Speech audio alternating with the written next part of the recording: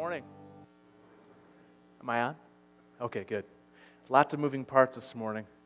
Occasionally, I get the honor of teaching you every once in a while, and I'd just like to say thank you, Brian, for not being selfish and allowing me to do that. Two things before we get started. They're kind of disclaimers. One, this message is brought to you by cold medicine and coffee.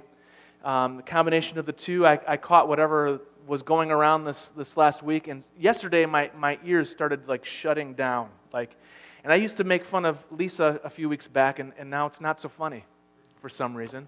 Two, I just want to say that the stuff that we're talking about this morning isn't something that I'm an expert in. In fact, I'm probably worse than you because I've studied this stuff and I still get it wrong. So we're on this journey together. Please don't feel like you're being preached at. Please don't feel like I'm standing up here going, oh, I know what it is to do all this, and I'm so great, and you guys should follow my example. That's not what I'm saying at all, okay? We're just on the journey together. Can we do that together? In that, can I just share an embarrassing story maybe? A little bit? Okay? I like to start this way. It kind of breaks the ice. Ever run into someone that's just mean? Just plain mean. Kind of nasty. No matter what you say, no matter what you do, they're just kind of bitter people, you know? Ever run into someone like that? Someone maybe who's wounded you so deeply that afterwards you're not even sure if you're ever going to be the same person that you were before you encountered this person. Anybody? I know I have. I can see his face right now. If I close my eyes, I can see every detail of his face. Verbally, this guy was mean. In meetings, he would verbally assault me and cut me to shreds. Every single idea I would share, he would respond, "That is the stupidest idea I've ever heard." One time we were playing guitars together, and he leans over to me and goes, in his mic, mind you, so that our whole 70-piece chorale and everyone could hear this, he says, "Why are you even playing guitar? You absolutely stink." Well, thank you. I'm glad I'm leading worship with you today. One time he blew up in rage just before we were going out to lead worship, and he drops the F-bomb 6 times in a row. And I'm like, dude, what's wrong? And he was blowing up because his music stand was 6 inches away from where it was supposed to be. It was here. I didn't have the guts to tell him at the time, but he's the one who moved it. And the whole team knew it. He made my life so completely miserable that I actually wanted to quit my job and work for Taco Bell at $8 an hour. I did. At least there, if I got yelled at, I'd get a free taco for lunch, you know. There was a bonus.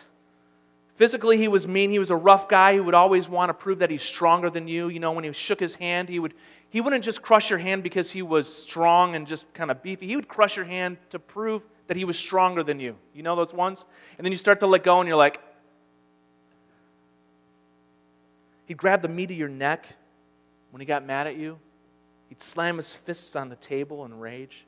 Emotionally, he was mean. He'd be your best buddy 1 second, and then 2 seconds later, he was Dr. Jekyll and Mr. Hyde. You're like, what?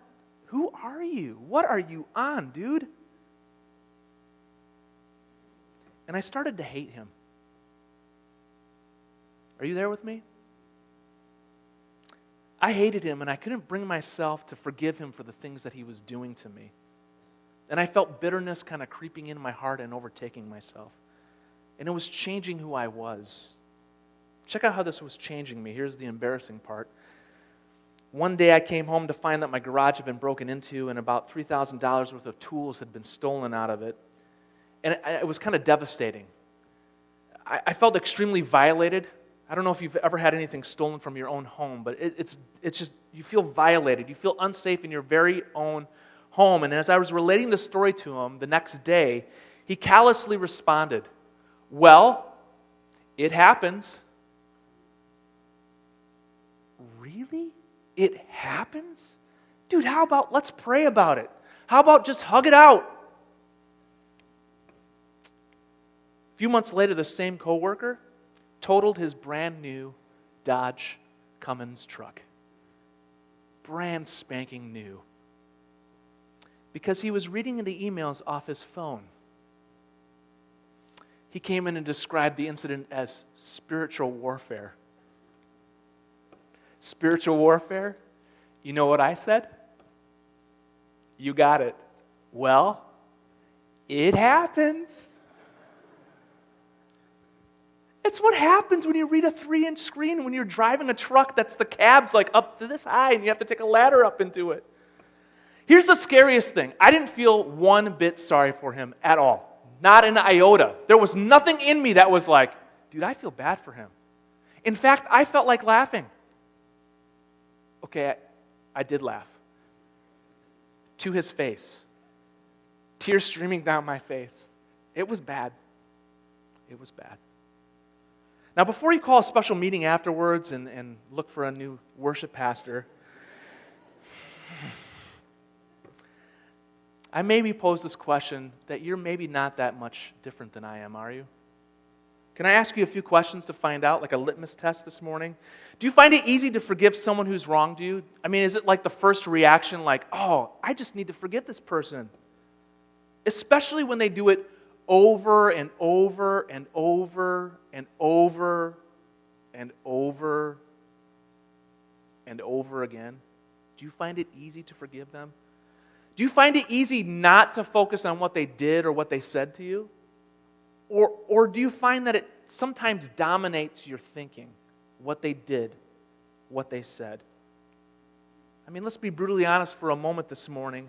How many of you would say that there is someone in your life right now that you have a major problem with? Anybody? Any takers? Thank you. We have some honest people here. The rest of you might be lying. We'll see. We'll check this out afterwards. These people, if they were standing in front of you right now, you probably wouldn't be thinking churchy thoughts, would you? Let's face it this morning, it's hard to forgive people, isn't it? It is. Maybe it's hard to forgive them because they didn't ask to be forgiven. Or if they did, they really didn't mean it. They just kind of say, well, I'm sorry. And then they go on with their life and you're like, that really doesn't cut it. Maybe what they did, they don't deserve to be forgiven, quote unquote. What they did to you was unspeakable. It hurt you to your very core. It was evil. It was wrong. And like Haman did to Esther and to her uncle and to her people, how should we respond when somebody does you dirty? Well, in the first book of the Bible, there's a crazy story about a man who had to wrestle with this exact same question. How should we respond when someone does us dirty?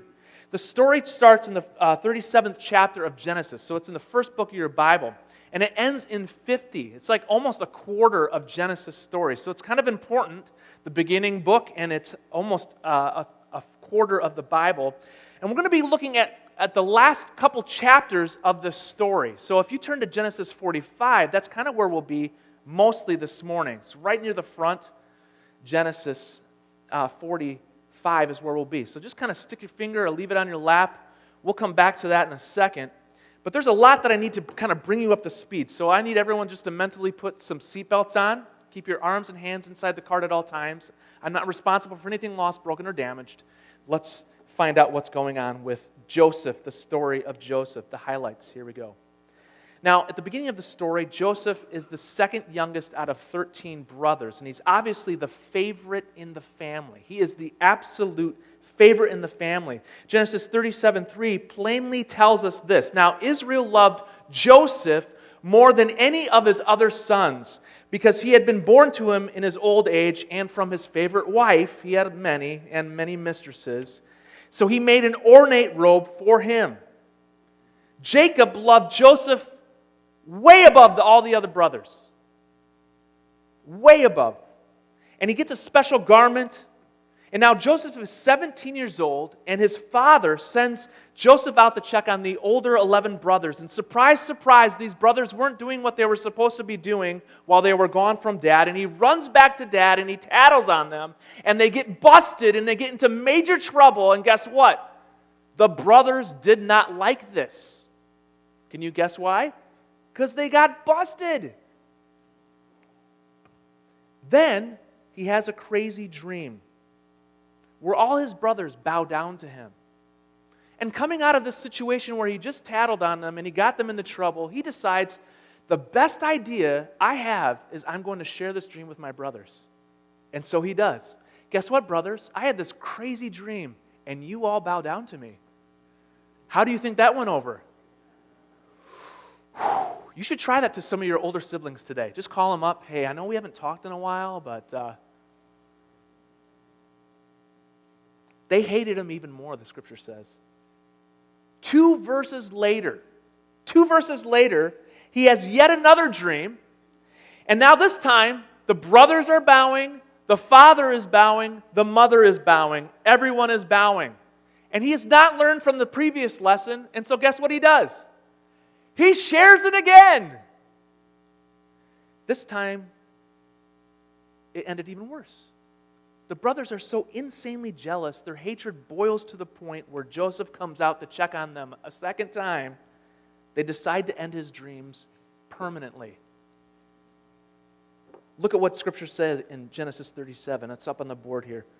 But they saw him in the distance, and before he reached them, they plotted to do what? Kill him. Does that sound like a messed up family to you? Are you thinking, man, my family looks kind of good now? I'm kind of looking forward to Thanksgiving instead of what I was last year. Now here comes the dreamer, they said to each other. Let's kill him and throw him into one of these cisterns or a pit and tell Dad that a ferocious animal has devoured him. Then we'll see what comes of his dreams. We will end this right now. We are not bowing to this kid. Long story short, they don't kill him, they beat the snot out of him, strip him, throw him into an empty well, and then they sell him to a caravan of slavers headed to Egypt. That's a really shortened version of this story. Stripped of his clothes, stripped of his dignity, stripped of his position, stripped of pride, seemingly stripped of his dreams, Joseph becomes a slave in Egypt to Potiphar. But God is with him, like we see in the story of Esther, kind of working in the background. And Joseph rises out of this position of slave to like being in control of the whole entire home, a position he should have never had, and that's where he catches the eye of the master's wife. Day after day, day in, day out, she throws herself at Joseph, and Joseph refuses to sleep with her until one day she grabs him by his tunic or his long shirt and forces Joseph to make a choice. I either have to stay here or leave my clothes behind. So guess what he does? He leaves it behind, literally, walks out the door, runs out, and armed with evidence, she wrongfully accuses Joseph of assaulting her. And although Joseph is absolutely innocent, he's a slave, so he's throwaway, and he ends up in prison. He would later describe that place as a pit. It's now the second pit that he's been in. He spends the next 6 to 8 years in prison again. Like Esther, God is still working out behind the scenes. And 2 guys show up in prison. Pharaoh's baker and his cupbearer, and they have a crazy set of dreams, and those dreams are so disturbing that they wanted to tell someone and find out what it meant. And so with God's help, Joseph interprets the dreams correctly. He says this, hey, cupbearer, this is the deal. You're going back to work. But the baker, I'm sorry, but you're not going to make it out of here alive. He just tells the truth and lets it lie. And just before the cupbearer gets released and go back to work, Joseph pleads with him. He pleads, please share my story with Pharaoh. Tell him how I was sold as a slave by my brothers and I got sent down. I don't belong here. And then I got wrongfully accused. Please remember me. The cupbearer's like, you got it, man. You totally pulled through the day. You saved the day here. You told me what's going on. I will remember you. And the second he's released, guess what? He forgets for 2 years. You see, when we read through Scripture, it almost seems like it's happening like moment by moment, but there's like a 2-year period gap here where Joseph gets completely forgotten and left behind. Imagine how that stung.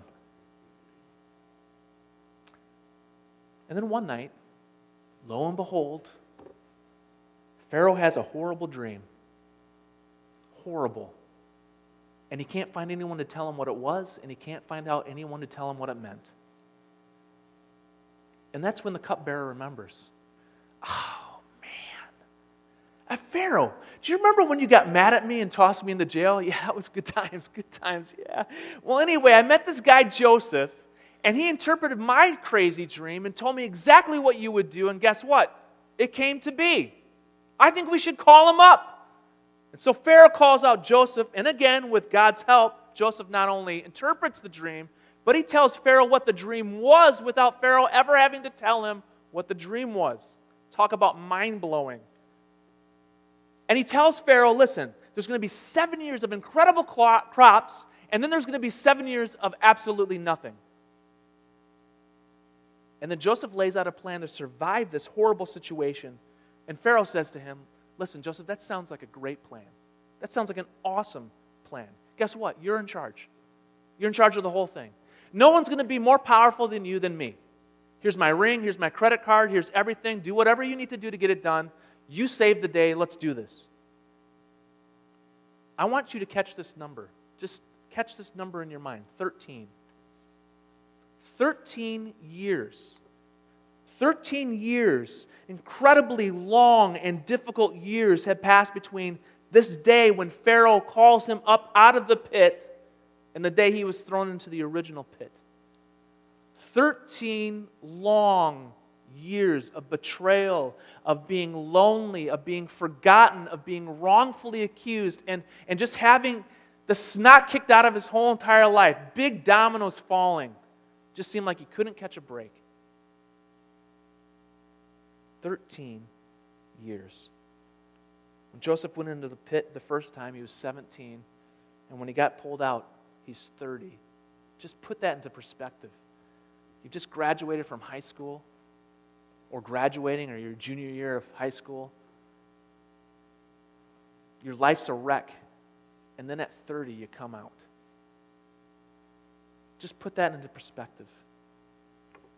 Joseph's life instantly goes from the pits to amazing. He gets married, he gets a wife, he has some kids, and then 8 years later, while he's on the job, doing his thing, saving the world, 11 starving men show up. Can you guess who they are? Dun, dun, dun! At this point, this would be the bad version of Ryan. I'd be like, vengeance is mine. Look what happens. Genesis 42. Now Joseph was the governor of the land. That's just a fancy word, means he was the man. The person who sold grain to all its people. And so when Joseph's brothers arrived, they bowed down to him with their faces on the ground. Catch that. And as soon as Joseph saw his brothers, he recognized them.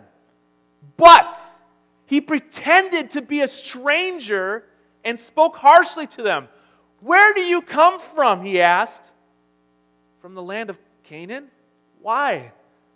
We're here to buy food, they replied.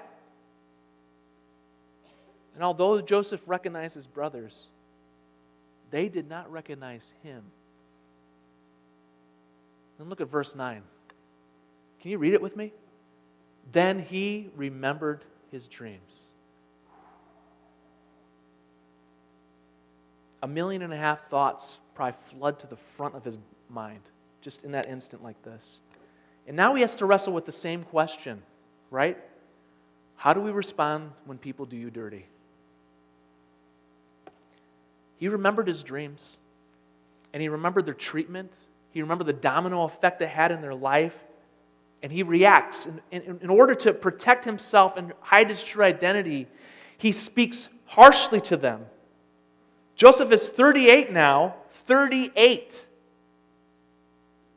And a ton of water has gone under the bridge, 21 years worth of water, and sometime between when he was thrown into the pit and now, he's probably had to wrestle with some of these feelings of what the brothers did to him and how they did him dirty. And he's probably come to some kind of peace about it. But now that they're face to face with him, and you've been there, haven't you? It's easy to come to peace with it when you're separated, but then they show up and they're there. Man, it's a whole other ballgame, is it not? and then everything floods to the front. And it doesn't matter sometimes what you've decided over here. There's some reactions that happen. And I believe we see a human side of Joseph. Joseph's one of my heroes. Man, I had him on a pedestal. I named one of my kids after Joseph. Joseph is my Joseph. Luke was Luke because I like Star Wars. It's totally ungodly, but it's cool because I can say, I am your father, which is pretty rad. But Joseph, I used to put him on this pedestal of he's perfect. He just had this great plan, and he knew that when the brothers showed up, he just needed to test them out to see if they were okay. But this reading through as an adult now, as an adult, I'm looking at this passage thinking, maybe he's a little more human. And I just want us to kind of think about that. Maybe there's some reaction going on here. In fact, the path that Joseph takes to forgiveness really is kind of crummy for his family. It is. If you read through this whole entire story, he jerks them back and forth. Joseph continues to conceal his true identity, and he puts the brothers through a battery of tests. The first test, he just says, listen, I don't believe your story. I need to see that you have another brother. You have to prove this to me, so I'm taking one of your brothers, Simeon, and I'm going to throw him into prison, the same pit probably he came out of, which was a little bit of kind of cool. He got a little bit of revenge. He throws him into prison and says, you can get this guy back when you bring him back. My brother, my full brother, Benjamin. I want to make sure that you haven't treated him badly. He also secretly refunds their money and hides it in their grain sacks. So on their way home, they go to feed some of the animals, and they open it up, and guess what? They get a refund, and they have no idea why it's there. And guess what they do? They panic. They panic. And all of a sudden, guilt starts to kind of bubble up to the surface, and they say, man, God is getting us back. God is judging us. You wonder what he's judging them for. And they had a whole laundry list. These guys were really rotten guys. But guilt starts to bubble up. And so then they return home and they tell their dad the story. But Jacob refused to send Benjamin back to Egypt and the older brothers to save Simeon. He doesn't trust them because they've already lost a favorite son. And now Benjamin's the new one. Dad hasn't learned any lessons from the previous. But when they run completely out of grain and there's no other options, I mean, you have to think this had to be a long period of time because they went to buy grain to survive a season. Think about it. There had to be a long period of time. He decides, I have no other choice. I have to send Benjamin back. And when the brothers show up in Egypt, Joseph runs them through another series of tests. He has them over for dinner, and he sits them down in birth order. Now, for you and I, that might not be such a big deal, but the brothers totally caught the significance of this. I did the math. There are 39,917,000 different ways you can seed 11 different people. And Joseph did this on purpose because he has this cup, this fortune-telling cup that he has on the side here, and everyone knows what it does. And he's setting them up for something really crazy. But he sits them down, and their minds are absolutely blown. They're like, how does he know this? How did he figure this out? And when they leave to go home with their grain, guess what he does again? Secretly refunds all the money. And then he takes this cup and he puts it in Benjamin's sack. Steals it up. Sends them on their way. They get some distance down the road and Joseph's servants catch up to him and they're mad. They're piping mad. They're like, why would you do this to our master? Why would you steal his special fortune-telling cup? And the brothers, so sure of their innocence, say this. It's great. They set themselves up. They say, listen, we are so innocent. It doesn't matter what you find in here. We know that we don't have it. And if you find it in anyone's grain sack, guess what you can do? You can kill them, and the rest of us will be your slaves forever. And then they're like, go right ahead. So the servants, knowing the plan, goes up and just like, grain sack 1, 2, 3, all the way down the row. He's finding money all the way down. You know he is. It's getting worse and worse. And he gets all the way down to poor Benjamin. And Benjamin's like, oh boy. They open it up and guess what's in there? The silver cup. The brothers tear their clothes in grief. There's nothing they can recover from. They just said it themselves. They pronounced their own guilt, and now they have to hang their heads and trudge all the way back to Joseph's house to find out what their fate is going to be. Now, face to face with Joseph, they make no excuses, which is really uncommon for these brothers. They don't dodge any bullets. They don't blame shift. They don't do anything. And without knowing the person they were speaking to was indeed Joseph, they admit their guilt over what they did to him so many years ago. And Joseph can barely hold it all in, and he forces everyone to go out. He says, "Leave from me. Get out of here." And then Judah, one of his brothers who was instrumental in selling Joseph as a slave, steps forward and offers his very own life in order to save his brother from the fate. Joseph comes out of hiding. Verse 1, it says, Joseph could no longer control himself. Before all of his attendants, he cries out, "Have everyone leave in my presence." Can you imagine what the brothers are thinking? He's thinking they're going to completely blow up and destroy us. I don't know what he's going to do, but it probably was a madhouse for a second there. So no one was with Joseph when he made himself known to the brothers, and he wept so loudly that the Egyptians outside of his complex heard him and reported back to Pharaoh. Joseph said to his brothers, can you imagine, like the mask comes off? "I am Joseph. Is my father still living?" Man, look at the words that come next. His brothers were not able to answer him. It's probably the first time in their lives they're tongue-tied. Because why? They were terrified.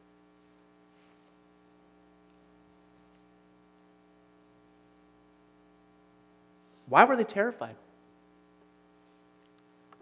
All of a sudden, all the little pieces come together. They just saw the last piece fold in.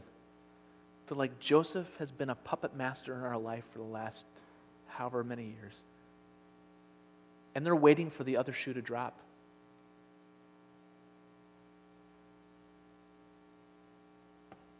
If there's any time that Joseph could have said, "I told you so," it was now.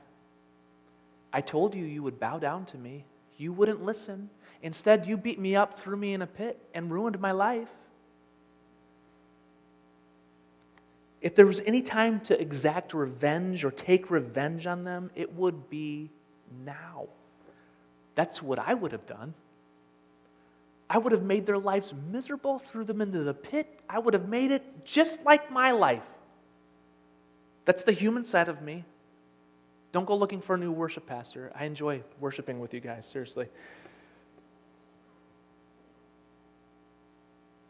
They deserve all of that and more, do they not? But that's not what they get. Joseph is broken and his emotions can no longer be contained, so much so everyone hears about it and he has something to say to them. Look at verse 5 and 8. "And now do not be distressed.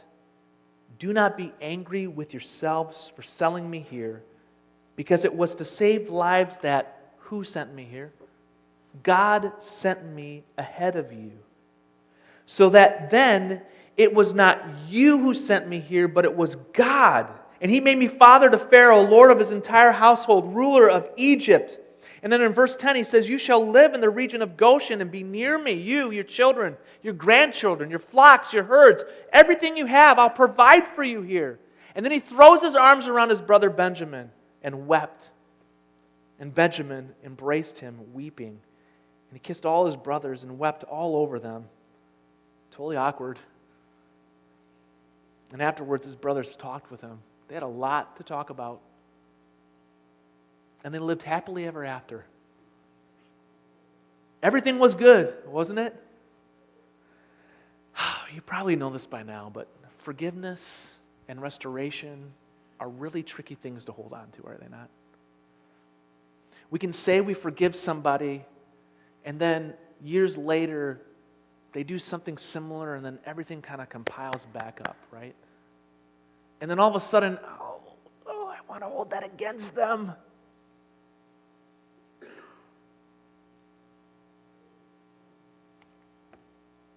Now check out what happens next. We're going to fast forward 17 more years, and that's where we're going to go to chapter 50. So turn to chapter 50, and that's where we'll land this morning.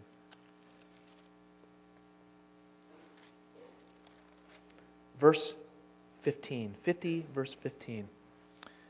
When Joseph's brothers saw that his father was dead, they said, "What if Joseph holds a grudge against us and pays us back for all the wrong things we did to him?"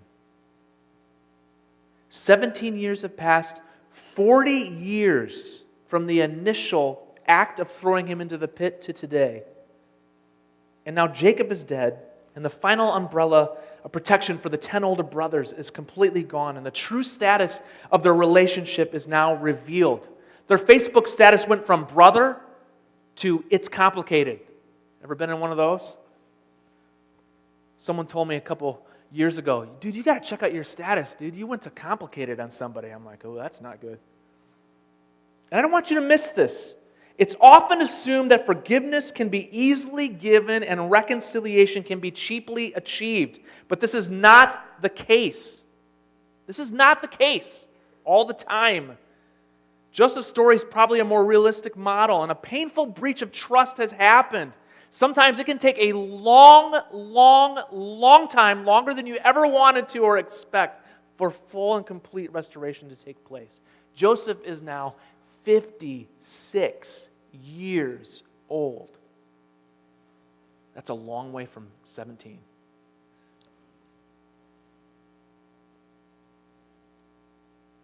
Verse 16, so they sent word to Joseph saying, "Your father left these instructions before he died." The voice from the grave. This is what you're saying to Joseph. "I ask you to forgive your brothers the sin and the wrongs they committed in treating you so badly." There's some humor in this, you've got to admit it. "Now please forgive the sins of your servants of the God your father." It's like they're writing it for him. The poor brothers are so guilt-ridden and afraid they can't approach Joseph in person. Ever been there when you're the person that wronged somebody? It's hard to get that conversation started. So they send a message ahead of time, and they don't even use their voice. They use their father's in hopes that it would kind of tug Joseph's heartstrings. Verse 17, second part. When the message came to him, what did Joseph do? Wept. He didn't just cry. This was a hot mess, Joseph, right here. He wept. His brothers then came and threw themselves down before him and said, "We are your slaves." Do you think some dreams came to mind again for Joseph? There are several big buts in the Bible with one T. This is one of them. Verse 19. I want you to just circle it because this is an amazing one. "But Joseph said to them, 'Don't be afraid. Am I in the place of God? You intended to harm me. What you did was wrong. You did me dirty. You wanted to kill me. There's no recovery from that. But God intended it for what? Good. To accomplish what is being done. The saving of many lives. So then don't be afraid. I will provide for you, your children." And then he reassured them and spoke kindly to them. Joseph doesn't take the easy way.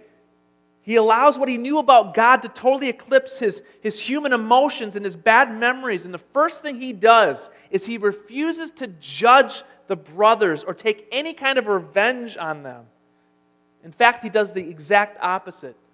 He tells them, "Listen, I'm going to take care of your families. I want you to notice this, that forgiveness isn't forgetting what they did. Joseph didn't say, oh, that's so in the past. That's totally under the rug. I don't care about it anymore. He called him out on it. What you did was wrong. Do you notice that? Sin is sin, and we don't do any good by ignoring it. But forgiveness for Joseph wasn't holding their sin against them. Does that sound familiar? Maybe as we come into the Easter season?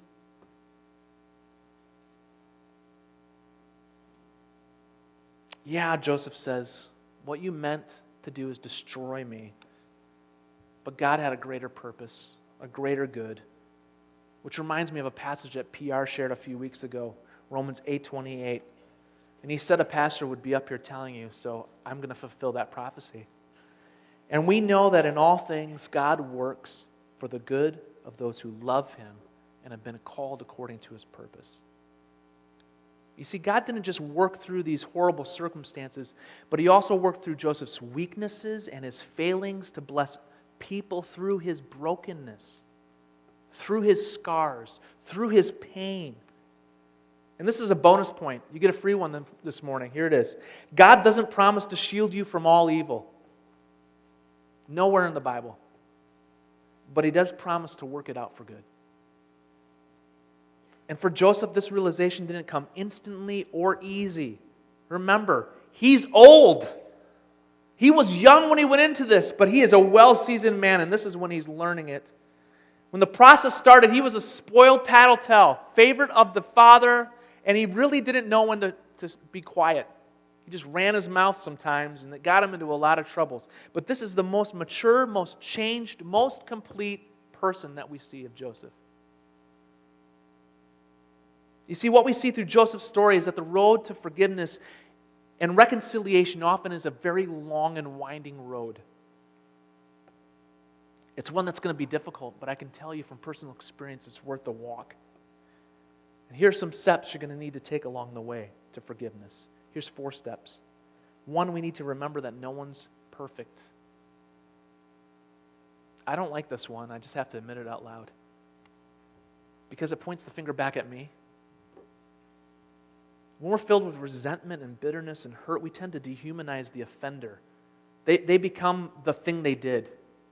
And we treat them like an object to hate, and we completely lose our perspective on the situation and the person because all we see is the filter of hate and the filter of hurt. That's all we see. We don't see anything else. That's all we see about the person. And we judge all of their actions. We judge all of their emotions. We judge their heart. We judge every single little thing. That sneeze, that meant, We get silly with it, do we not? I know I do. But the Bible tells us something very important, that we're all in the same boat, and it's found in Ecclesiastes 7:20. It says this, "Indeed, there's no one on earth who's righteous." That means someone who's perfect. No one who does what's right, and here's the kicker, never sins. I hate to tell you this if you're learning this for the very first time, but no one in here is perfect. Just ask the person sitting next to you. No one is perfect. Nobody is.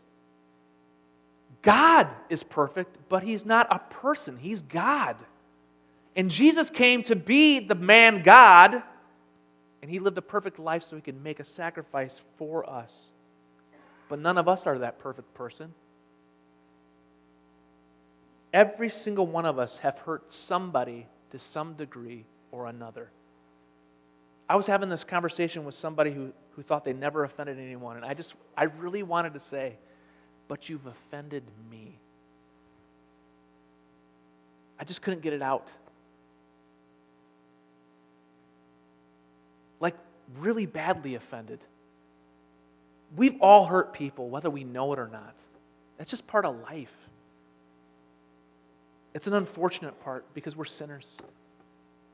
We have to remember that no one is perfect. 2, we need to give up our right to get even. These steps do not get any easier. I'm just warning you, but this is the heart of forgiveness right here. Like Joseph, we need to eventually say, am I in the place of God? Am I in the place of God? Romans 12:19 tells us, do not take revenge, dear friends, but leave room for God's wrath, for it's written, I will avenge, I will repay, says the Lord. You might have the right to retaliate or punish someone for the thing they did, but you have to commit not to do it. I know what you're thinking, because I'm thinking the same thing. That's not fair. How many would admit that feels like it's not so fair? Come on. Thank you. Thank you. I see your hands. We'll have a support group afterwards. It's not fair, but I'm going to tell you it's healthy. And this is going to be a one-time decision. It's going to be a decision you have to make over and over and over again. Over and over again. Sometimes, like moment by moment during the day, because you may not be displaced from this person. This person may be your spouse. It may be your child. It may be your boss. It may be a parent. It may be a neighbor who won't move. I've never had any like that. I'm not talking from personal experience. I don't want to add to the list for your meeting afterwards.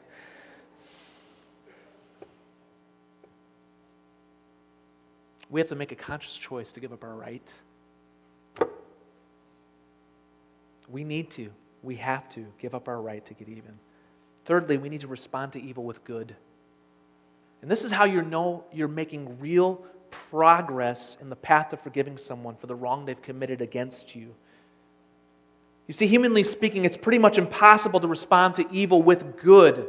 You're going to need God's help. You're going to need the kind of love that only Jesus can give to you to respond to evil with good. Check out what comes right after the verse about not taking revenge. On the contrary, verse 20 says, if your enemy is hungry, do what? Feed them. If they're thirsty, do what? Give them something to drink. In doing this, you will heap burning coals on his head. Not literally, but figuratively.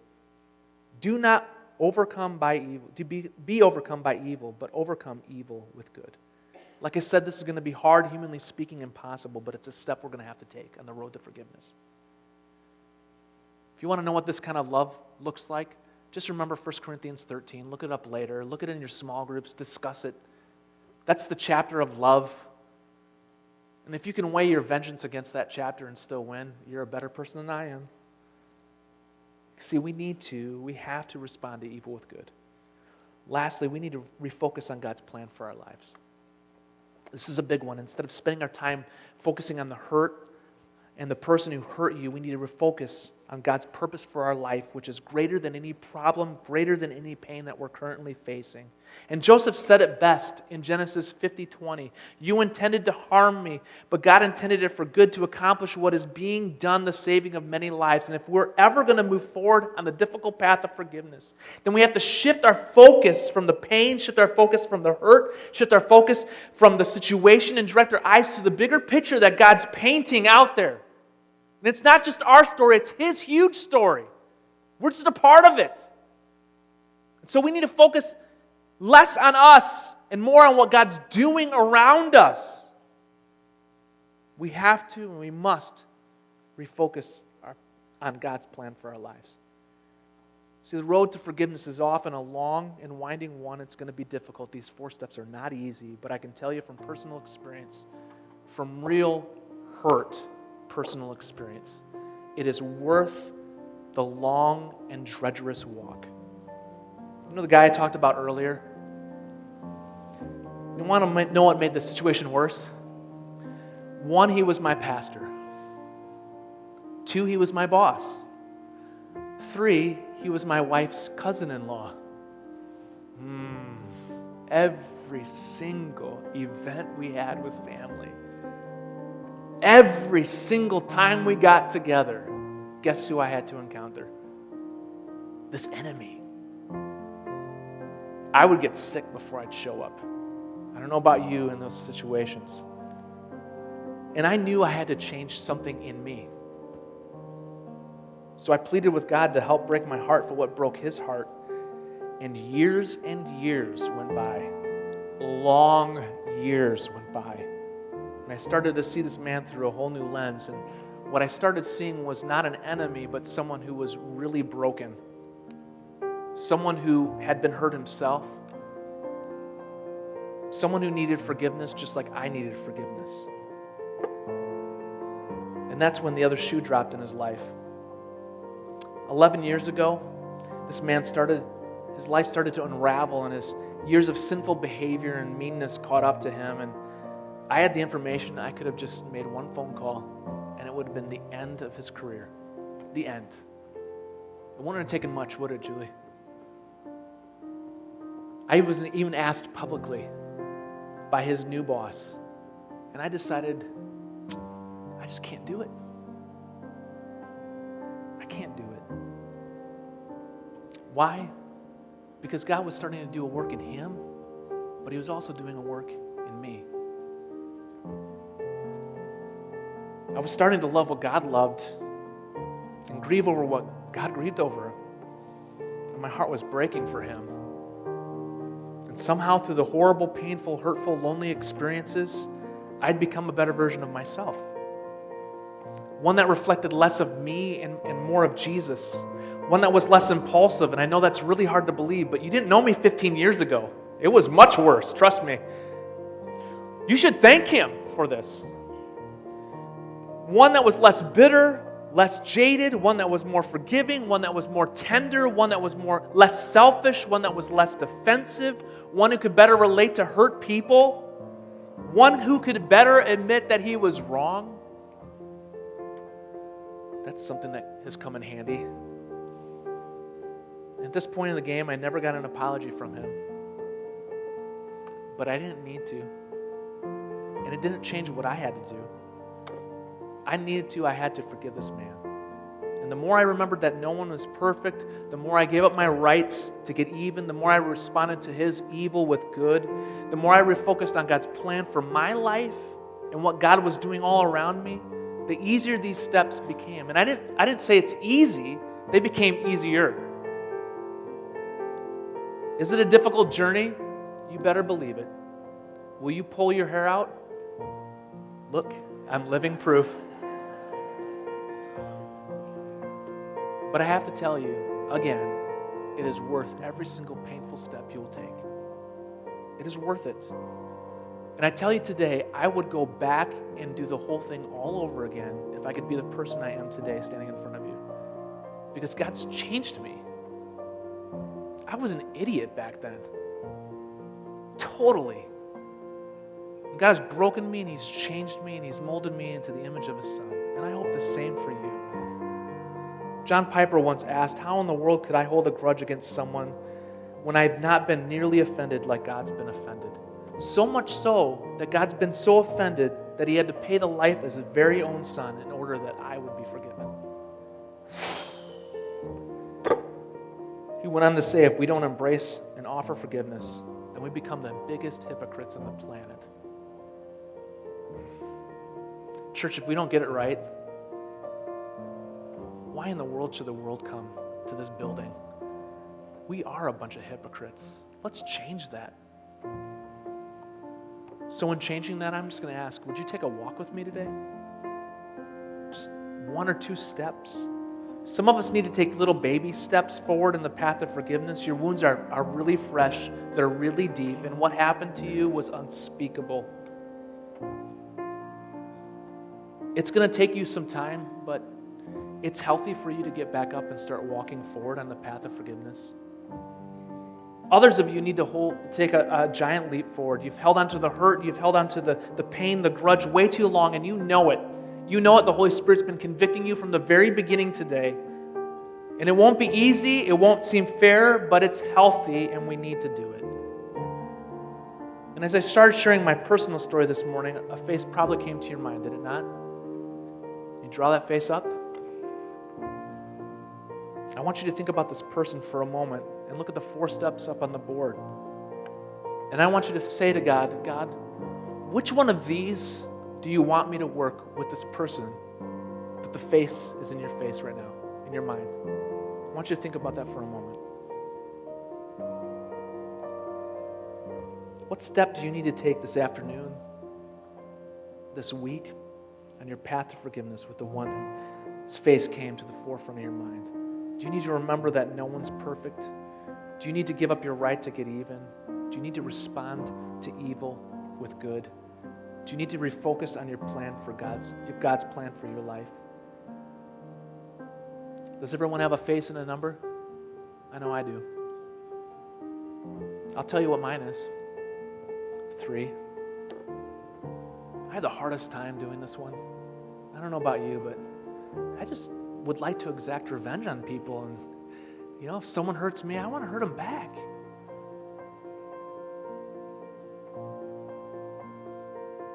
Would you admit to me this morning? Would you take a small leap forward of faith and admit to me and everyone around you, this is the one I need to work on? Who would say one's the one I need to work on? Raise your hand if that's you. Anybody? Thank you. All over the place. How many would say it's 2? 2's the one I need to work on. How many would say that? Thank you. How about 3? 3's the one. That's mine. Both hands. How about 4? It's a big one. It's a big one. All of us have work to do that. We have an assignment. Let's go change the course of history here at East Bay Church. Can we do that? Maybe you cross an aisle and ask for forgiveness or give forgiveness to someone that's really hurt you. But if we don't do it right here, we're wasting our time. We need to get it right. Let's pray. Father, thank you for sending your Son into the world to die in my place for the sins I committed against you.